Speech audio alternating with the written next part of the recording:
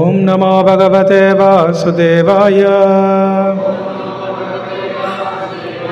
ఓం నమో భగవతే వాసుదేవాయ. ఓం నమో భగవతే వాసుదేవాయ.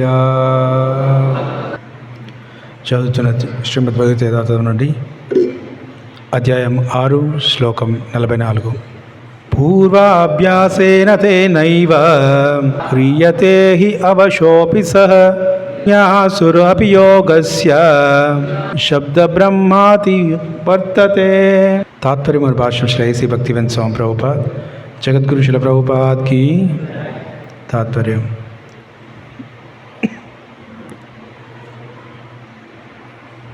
పూర్వాభ్యాసం చే పొందిన ఆధ్యాత్మిక చైతన్యం ద్వారా అతడు కోరకనే అప్రయత్నగానే యోగ సిద్ధాంతముల వైపునకు ఆకర్షించబడను. అటు జిజ్ఞాసువైన యోగి శాస్త్రంలో తెలుపబడిన ఆచార విధులకు ఎల్లప్పుడూ అతీతుడై ఉండును. హరే కృష్ణ. మనకి ఈ శ్లోకంలో స్పష్టంగా వర్ణిస్తుంది ఏమిటంటే, ఒక వ్యక్తి పూర్వాభ్యాసం చేత ఏ రకంగా మరో జన్మలో తను అప్రయత్నంగానే తన యొక్క డెస్టినేషన్ లేదంటే ఏదైతే పొందాడో చివరి జన్మలో దాని నుండి కొనసాగిస్తారు అని వర్ణిస్తున్నారు. అది తప్ప ఏ ఇతర కార్యక్రమాలకి ఆకర్షితులపడు అని చెప్పేసి వర్ణిస్తున్నారు. ప్రత్యేకించి ఇక్కడ వర్ణిస్తుంది ఏమిటంటే, యోగా లేదంటే భగవంతుడి పట్ల ఆకర్షణ అనేది దాని గురించి వర్ణిస్తున్నారు. మనకి కర్మ సిద్ధాంతంలో కూడా కొన్ని విషయాలు ఏమిటంటే, పూర్వజన్మలో ఏదైతే ప్రారంభిస్తామో, ఉదాహరణకి మనం చేసిన ప్రతి యాక్టివిటీ ప్రతి కార్యం కూడా బీజ రూపంలో మన హృదయంలో ఉండిపోతుంది. తర్వాత దాని అప్రారబ్ధ కర్మ ప్రారబ్ధ కర్మ అని 2 విధాలుగా విభజిస్తాం మన కర్మలని. ఒకటి ప్రారబ్ధ కర్మ అనేది మనం సులువుగా అర్థం చేసుకోవాలంటే, మన శరీరం, ఈ శరీరం ఏదైతే వచ్చిందో దీన్ని ఎలాంటి మార్పులు చేర్పులు చేయడానికి ఆస్కారం లేదు. ఒకవేళ కృత్రిమ పద్ధతిలో ఏ విధంగా ప్రయత్నించినప్పటికీ కూడా అవి విఫలమైపోతాయి. రీసెంట్గా ఒక సీనియర్ డివోటీ తన ప్రవచనాలు చెప్తున్నారు. ఒక అమెరికన్ లేడీ తను చాలా అందంగా ఉండేది. అదేవిధంగా అంటే టీనేజ్లో ఏ రకంగా ఉండేదో తను చివరి వరకు అలాగే ఉండాలనుకున్నది. ఆవిడ హాలీవుడ్ యాక్ట్రెస్. దానికి ఎంతగానో ఖర్చు పెడుతుంది. ప్లాస్టిక్ సర్జన్ దగ్గరికి ప్రతిసారికి ఎవ్రీ 6-7 ఇయర్స్కి ఒకసారి వెళ్తూ ఉండేది. సో తను సర్జరీ చేస్తూ ప్రతిసారి వెళ్ళినప్పుడల్లా తను చెప్తుండేవారు, మీరు 60 ఏళ్ళ వరకు ఈ రకంగా చేయగలను, కానీ 60 ఏళ్ళు దాటిందనుకోండి మీరు 90 ఏళ్ళలా కనిపిస్తారు, that is up to you అన్నారు. కానీ 60 ఏళ్ళ వరకు 60 ఇయర్స్ వరకు 16 ఇయర్స్లా కనిపించేలా చేస్తారు, కానీ దాని తర్వాత మాత్రం 90 ఇయర్స్లా కనిపిస్తారు అన్నమాట. సో కానీ ఆవిడ పర్సిస్టెంట్లీ తను అలాగే ఖచ్చితంగా తను ప్రాధాయపడుతూ, లేదు మీరు ఆ రకంగానే చేయాలి 60 తర్వాత కూడా అన్నారు. తను వెళ్తూ ఉన్నది 60 తర్వాత సడన్గా ఆవిడకి ఎలా అనిపించిందంటే 90 ఏళ్ళ వయసులో ఉన్నటువంటి వృద్ధురాలుగా కనిపించింది. దాంతో డాక్టర్ గారిని రిక్వెస్ట్ చేసింది, లేదు ఎంత డబ్బైనా మీకు ఇవ్వడానికి నేను సిద్ధంగా ఉన్నాను, కానీ నేను మాత్రం 16 ఏళ్ళ వయసులో ఉన్నట్టు కనిపించాలి అంటుంది. కానీ అది సాధ్యపడదు అని చెప్పేసి చెప్తారు. శరీరానికి కూడా ఒక స్థాయి అనేది ఉంటుంది. ఎంత కృత్రిమంగా ఏం చేసినప్పుడు కూడా ఆ లిమిటేషన్స్ క్రాస్ చేసి ఎవరేం చేయలేరు.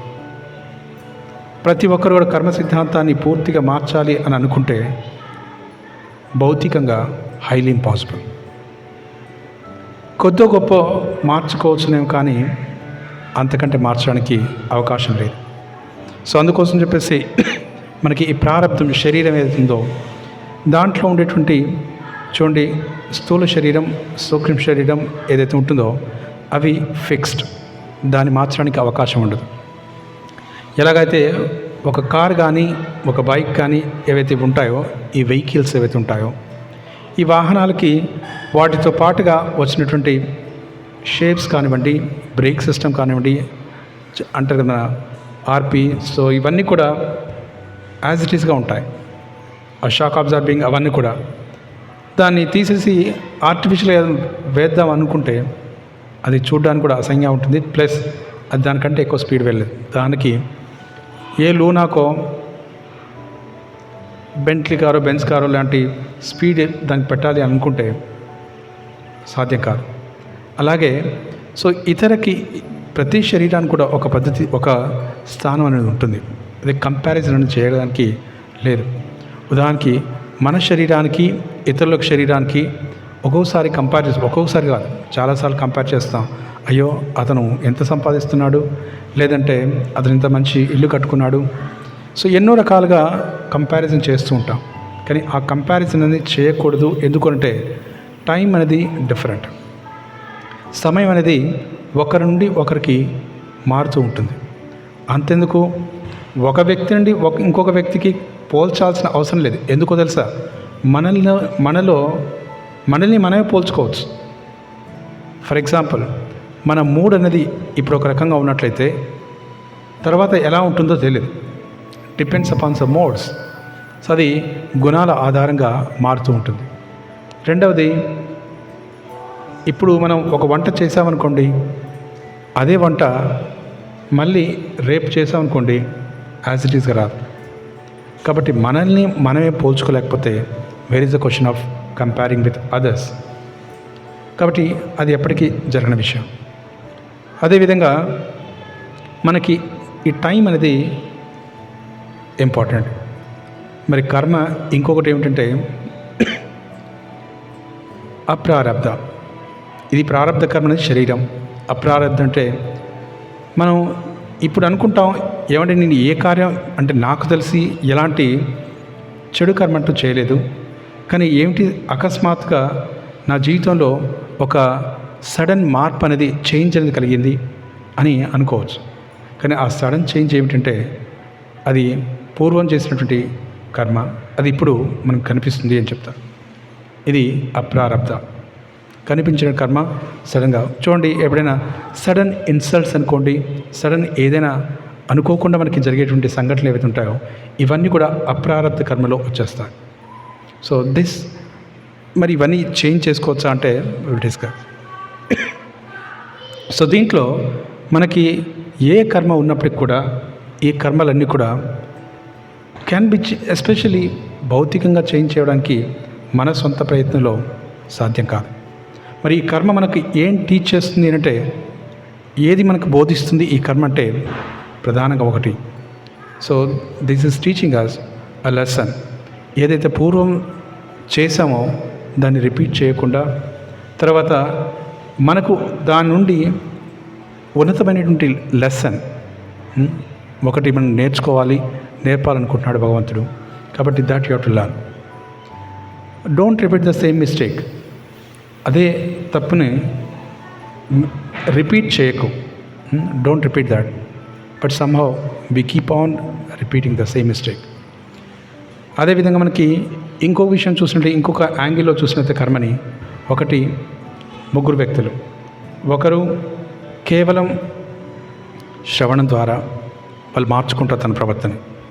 లేదు ఇది మంచిది కాదు, ఈ పద్ధతి అనేది శాస్త్రం ద్వారా, తర్వాత సాధువుల ద్వారా, పూర్వాచార్యుల ద్వారా చెప్పిన విషయాలని తెలుసుకోవడం ద్వారా మార్చుకుంటారు.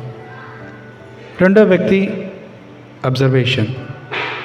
తను చూస్తూ, లేదు ఈ వ్యక్తి ఈ రకంగా చేశాడు కాబట్టి ఈ రకంగా అవమానపడ్డాడు, లేదంటే ఈ రకంగా నష్టపోయాడు అని తన క్యారెక్టర్ చెడిపోయింది అని చెప్పేసి తను చూసి నేర్చుకుంటాడు. మూడో వ్యక్తి చూస్తాడు, తర్వాత శ్రవణం చేస్తాడు, తర్వాత ఎక్స్పీరియన్స్ చేస్తాడు, అనుభవిస్తాడు, అప్పుడు కానీ నేర్చుకోడు. నాలుగో వ్యక్తి ఈ మూడు చేసినప్పుడు కూడా చూస్తాడు, చేస్తాడు, ఇవన్నీ అయినప్పుడు కూడా ఈ నెవర్ లర్న్స్. అతను తమోగుని. సో ఇన్ దిస్ వే ఈ కర్మ అనేది ఈ 4 రకాలుగా సో మనకి మనం చూస్తూ అబ్జర్వ్ చేస్తూ ఎక్స్పీరియన్స్ చేస్తూ మోస్ట్ ఆఫ్ ద టైం ఏమవుతుందంటే అట్లీస్ట్ మన లెవెల్కి అయితే at least I can say my level experience చేస్తేనే కానీ నోబడి క్యాన్ లెర్న్ దట్ కర్మ ఇజంట్ ఇట్. సో కాబట్టి ఇక్కడ చాలామంది కేవలం శ్రవణ మాత్రాన్నే నేర్చేసుకుంటున్నారు. అవునా కదా? కేవలం శ్రవణ చేసినంత మాత్రం ఇది తప్పు అని తెలుసుకున్నంత మాత్రానే దాన్ని ఆపేస్తున్నారు. అవునా? Yes or no? అవును కదా? మనం 16 మాలు ప్రారంభించాలి అని విన్న వెంటనే ప్రారంభిస్తున్నారు. అవును కదా? Yes or no? చేసిన ప్రారంభించేశారా? లేదు. అలా చేస్తే ఇప్పుడు ఈ సమయం వరకు ఎలా ఉండేది? ఇస్కాన్ కాకినాడ మొత్తం ఫ్లరిష్ అయిపోయేది. కాబట్టి అది ఖచ్చితంగా మనం ఎక్స్పీరియన్స్ చేస్తే తప్ప, దాన్ని అనుభవిస్తే తప్ప దాని రుచి అని తెలియదు. Okay, this one thing.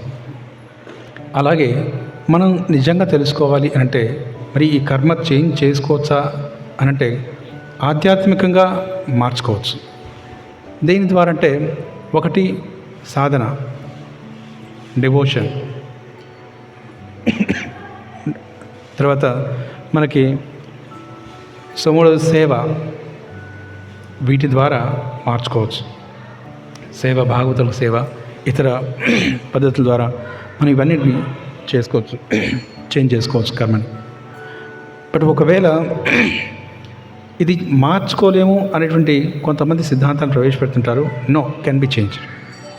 So అందుకోసమే ఎప్పుడైతే కర్మని మార్చుకుంటామో వచ్చే జన్మలో ఖచ్చితంగా మనకు ఆ లక్షణాలను కనిపిస్తాయి. ఉదాహరణకు చూడండి, పరీక్షిత్ మహారాజ్ తను జన్మించిన వెంటనే తన అద్భుతమైనటువంటి కార్యక్రమాలని వ్యక్తం చేశాడు. ఒక గొప్ప భక్తుడిగా తన క్వాలిటీస్ని ఎగ్జిబిట్ చేశాడు. ఏంటి ఆ క్వాలిటీస్ అంటే చూడండి, అతను జన్మతః వెంటనే తను ఇతర పిల్లలతో ఆడుకుంటున్నప్పుడు కూడా భగవంతుడి యొక్క ఫోటోలతో కానివ్వండి, భగవంతుడి యొక్క ఆరాధిస్తున్నటువంటి కార్యక్రమాలు కానివ్వండి, ఇలాంటివే చేసేవాడు. కాబట్టి తను మన భక్తి అనేది ఎక్కడైతే స్టార్ట్ అవుతుందో, ఎండ్ అవుతుందో పూర్వజన్మలో అక్కడ ప్రారంభమవుతుంది. ఇది మొదటిగా మనం నేర్చుకోవాల్సింది. ఎవరైనా తెలుసుకోవచ్చు, ఓకే పూర్వజన్మలో అంటే ఈ జన్మలో ఎవరైనా ఆ రకంగా ఆకర్షించబడ్డారా, సో మనకి ఈ జన్మలో అనేది వీ కెన్ అండర్స్టాండ్. రెండవది, మన ఆపోజిట్ డైరెక్షన్లో తీసుకున్నట్లయితే భాగవతంలో వారి యొక్క లక్షణాలు కూడా వర్ణించబడ్డాయి. ఎంతోమంది ఉన్నారు. అంటే వ్యతిరేకంగా పూర్వజన్మలో పాపకర్మలు చేసుకున్నట్లయితే ఈ జన్మలో ఫ్రమ్ ద బిగినింగ్ వారి యొక్క పాపకర్మలే ఎగ్జిబిట్ చేయడం ప్రారంభించారు.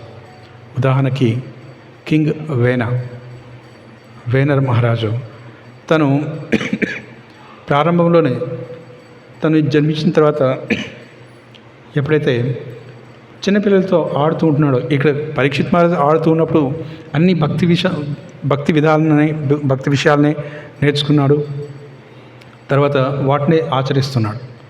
ప్రహ్లాద్ మహారాజ్ చూసినట్లయితే ఫ్రమ్ ద బిగినింగ్ తను కూడా అదే రకంగా ప్రారంభించాడు. ఇక్కడ తను ఏం చేస్తుంటాడు, చిన్నప్పటి నుండి ఆడుకునేటప్పుడు పిల్లల్ని మర్డర్ చేస్తుండేవాడు, చంపేస్తుండేవాడు వాళ్ళందరూ కూడా గేమ్స్లోనే.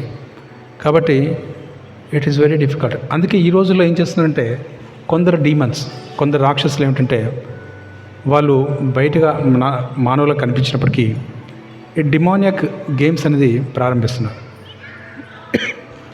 ఈ గేమ్స్ అనేది పిల్లలకి ప్రారంభిస్తూ వాటిలో ఏంటి అన్ని రకాలైనటువంటి బ్యాడ్ హ్యాబిట్స్ వచ్చేలాగా దాన్ని తయారు చేస్తున్నారు. They are so absorbed in those games. కొందరు వాళ్ళకి తెలియకుండానే కొందరు ఏం చేస్తారంటే కొంతమంది సాధువుల్ని ఎప్పుడైతే షూట్ చేస్తుంటారో, ప్రత్యేకించి హరేకృష్ణ వాళ్ళని గేమ్ అలా తయారు చేశారట. సో వెంటనే అప్పుడు వాళ్ళు ఏం చేస్తారు, హరిబోల్ అని చెప్పాలట. సో ఎప్పుడైతే ఆ రకంగా తయారు చేస్తారో వన్ వే వాళ్ళు అనుకున్నారు హరే కృష్ణ వాళ్ళని చంపేస్తుంటే వాళ్ళు ఆనందిస్తారని చెప్పేసి, సో వాళ్ళు ఆనందిస్తారని చెప్పేసి. బట్ కొంతమంది ఆ గేమ్స్ని చూసిన వాళ్ళు ఏం చేసినారంటే వీళ్ళేంటి ఈ గేమ్ ఇలా ఉంది అని చెప్పేసి వీళ్ళు హరిబోల్ చెప్తున్నారని చెప్పేసి ఆ గేమ్స్ చూస్తూ చూస్తూ భక్తులైన వాళ్ళు కూడా ఉన్నారు. సో ఈ రకంగా దేర్ నెంబర్ ఆఫ్ వేస్ మనం ఒక వ్యక్తి గుడ్ కర్మ వ్యక్తం చేసినప్పటికీ బ్యాడ్ కర్మ వ్యక్తం చేసినప్పటికీ from the beginning the exhibit. కానీ కొంతమంది చిన్నప్పుడు వాళ్ళు మంచి సాంగత్యం ద్వారా పిల్లలు కూడా భగవంతుడి యొక్క సేవలో ఎంగేజ్ అవుతారు. కానీ over a period of time వారికి సాంగత్యం లేకపోవడం వలన లేదంటే చెడు సాంగత్యం వల్ల ఆటోమేటిక్గా డీవియేట్ అయిపోతుంటారు. సో అందుకోసం ఇది it's very very important. Some డివోటీస్ని చూశాను మన హెడ్ క్వార్టర్స్ మాయాపూర్లో.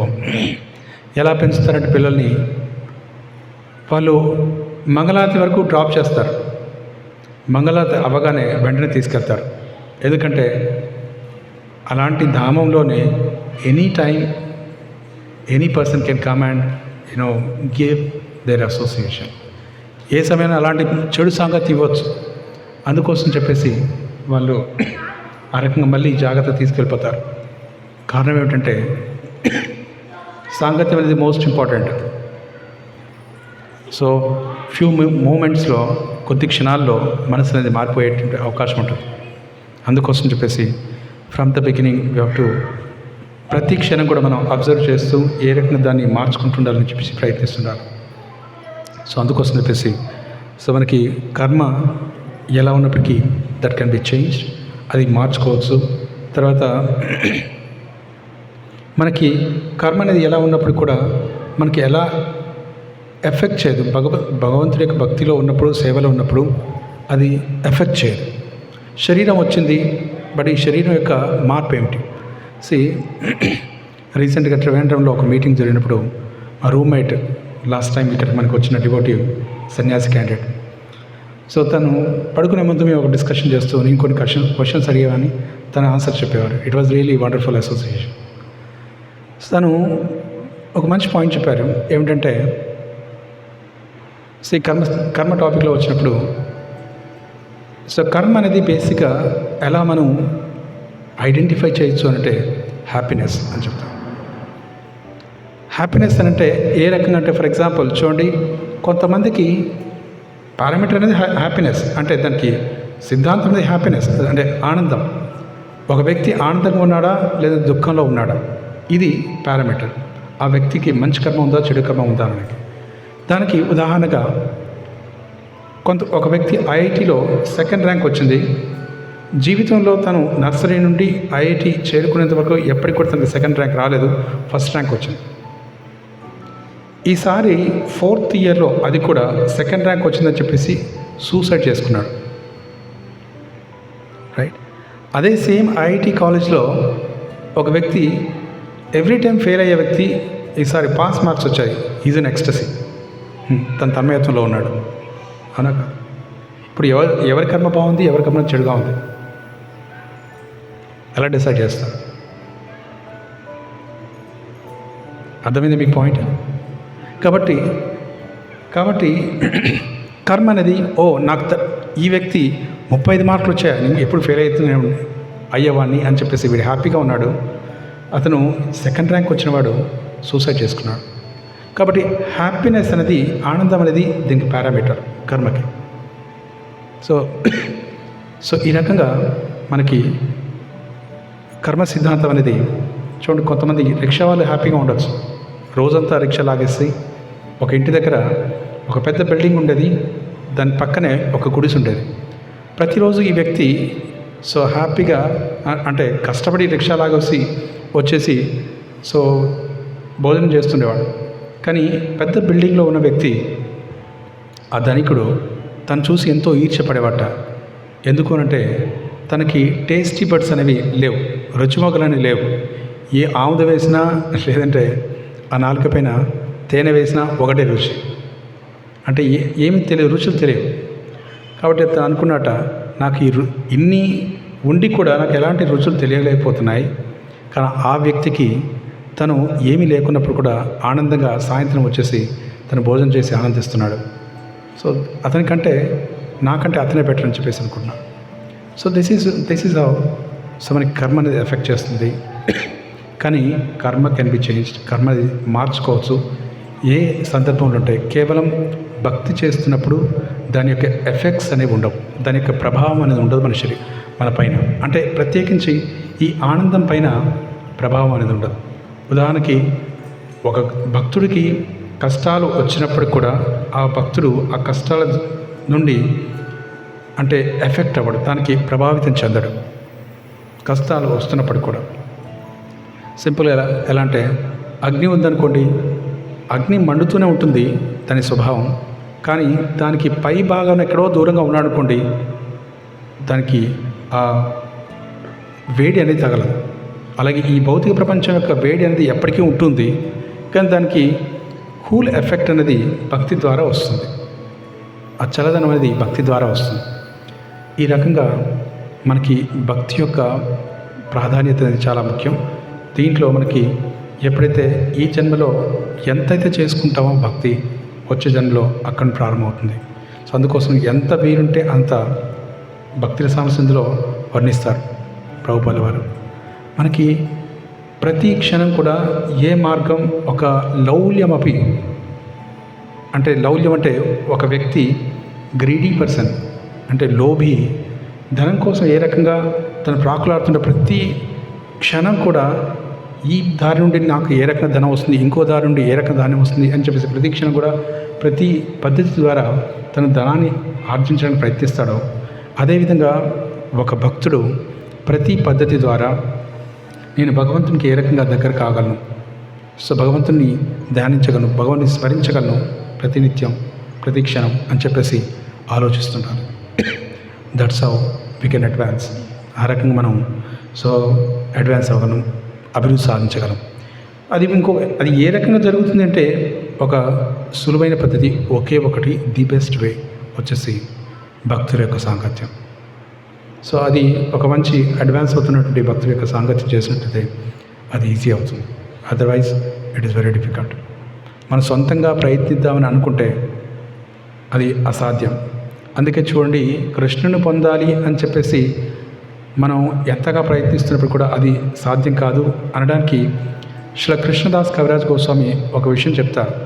ఏమిటంటే, స్వామి, ఒక చేత నేను చంద్రుడిని పట్టుకుంటాను, ఇంకొక చేత సూర్యుని పట్టుకోగలనేమో, కానీ మీ యొక్క గుణగణాలని కీర్తించడం, మిమ్మల్ని అర్థం చేసుకోవడం చాలా కష్టం అని అంటారు.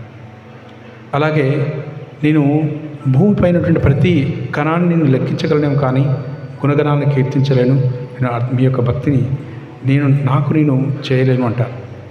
అలాగే ఈ యొక్క రెయిన్ డ్రాప్స్, ఎప్పుడైతే వర్షపు చినుకులు ఏవైతే ఉంటాయో వాటిని నేను లెక్కించగలను, కానీ మీ గుణగణాలను కౌంట్ చేయలేను అంటారు. శ్రీ విశ్వనాథ చక్రవర్తి ఠాకూర్ అంటారు, నేను ఈ మేరు పర్వతం, ఇంత పెద్దదైన మేరు పర్వతాన్ని నా శిరస్సుతో ముక్కలు చేయగలను, కానీ భక్తి మార్గంలో నా స్వతహాగా నేను కనెక్ట్ కాలేను అన్నట్ట. అది కేవలం మీ యొక్క కరుణ చేత. సో ఎప్పుడైతే మీరు నా పైన కరుణ చూపిస్తారో అప్పుడు నేను మంచి భక్తుని అవుతానంటారు. అలా అని చెప్పేసి మరి మన సాధన మానేసేయాలా? ఎలాగో కనెక్ట్ అవ్వలేం కదా ఇంత భగవంతుడు అంతటి అపారమైన వారు అనంటే, నిజానికి మన సాధన చేస్తూ ఉంటే మన సాధన, మన ప్రయత్నం అది భగవంతుని యొక్క కృపని అట్రాక్ట్ చేస్తుంది, ఆకర్షిస్తుంది. కాబట్టి మన సాధన ఆపకుండా మనం ప్రయత్నిస్తున్నట్లయితే అప్పుడు మనం భగవంతుని కృపకి, ఆచార్య కృపకి పాత్రలవుతాం. అదర్వైజ్ ఏం సాధన చేయకుండా, ఎలాంటి ప్రయత్నం లేకుండా భగవంతుని చేరుకోవాలంటే అది అసాధ్యమైనటువంటి కార్యం. So let us try.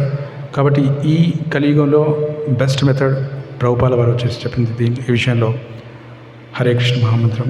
Let us chant Hare Krishna మహామంత్రం. హరే కృష్ణ కృష్ణ కృష్ణ హరే హరే, హరే